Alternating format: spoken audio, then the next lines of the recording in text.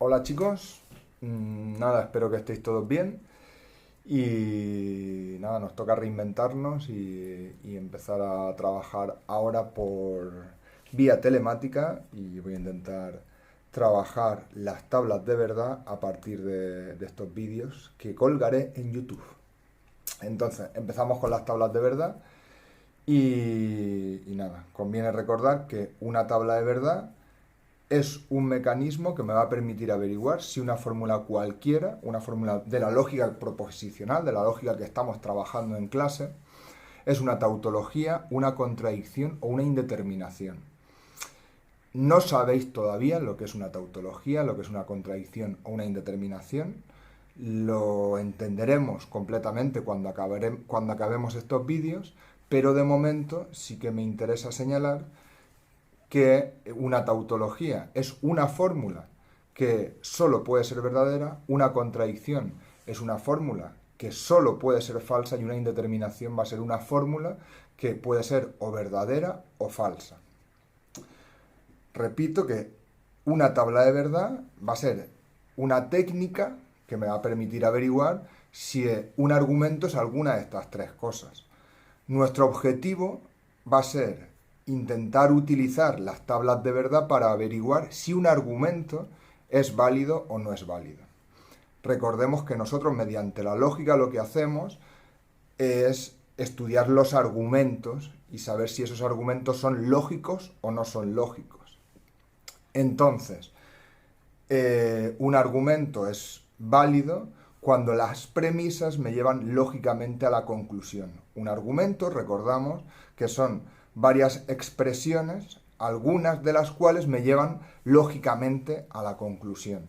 En la lógica formal lo vamos a llamar que son una serie de fórmulas, varias fórmulas, algunas de las cuales me llevan lógicamente a la conclusión. Vale.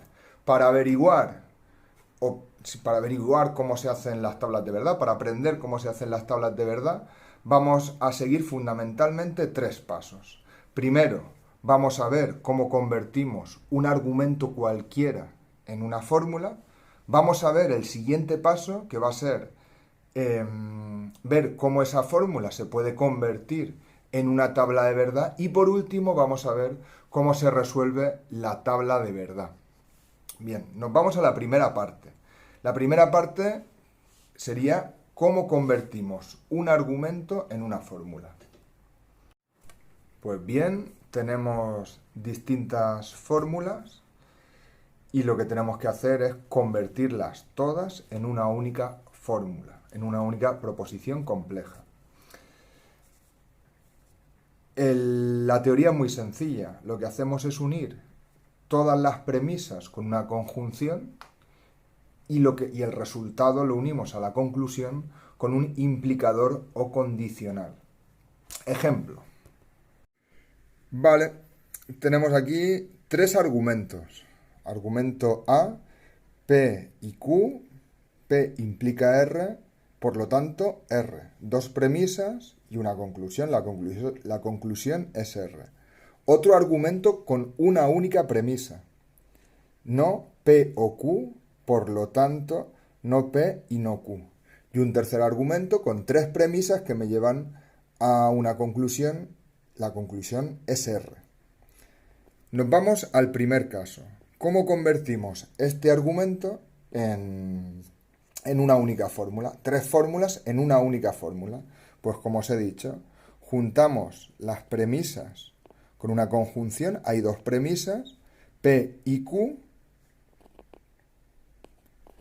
y P implica R, y P implica R, las unimos con una conjunción, y esto lo unimos a la conclusión R con el condicional. En el segundo caso, esto lo he puesto para que os deis cuenta que también puede haber argumentos con una única premisa y una conclusión. ¿Vale? Tenemos una única premisa, no P o Q, no P o Q, y lo unimos a la conclusión no P y no Q, no P y no Q con el condicional. Y en el tercer caso, igual. Tenemos tres premisas y una conclusión. unimos cada una de estas premisas con una conjunción. La P la unimos a P implica Q y esto lo unimos a Q implica R.